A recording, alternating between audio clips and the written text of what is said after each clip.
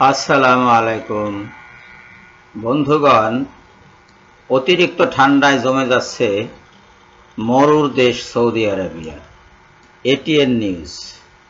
Saudi আরবে এরকম বরফ শরণাতীতকালে দেখা যায়নি, কিন্তু এখন এই বরফ জমছে।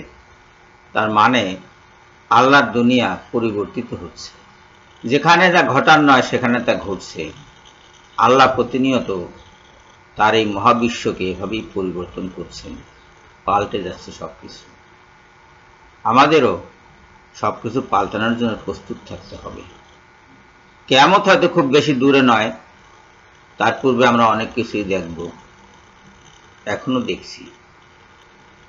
আল্লাহ হেফাজত করুন সবাইকে, এই প্রার্থনা করছি। মানুষের এখানে কোনো হাত নেই, কিছুই করতে পারবে না। সরকার এইটা দিল না, ওইটা দিল না, এইটা করলো না, সেইটা করলো না বলে আপনি মাঠে নামতে পারেন, রাস্তায় নামতে পারেন, হইচই করতে পারেন, মিছিল করতে পারেন, মিটিং করতে পারেন, বক্তৃতা করতে পারেন, কিন্তু আল্লাহর ব্যবস্থার বিরুদ্ধে আপনার করার কিছুই নেই। সবাইকে ধন্যবাদ জানিয়ে এখনকার মতো বিদায় হচ্ছি। আল্লাহ হাফেজ।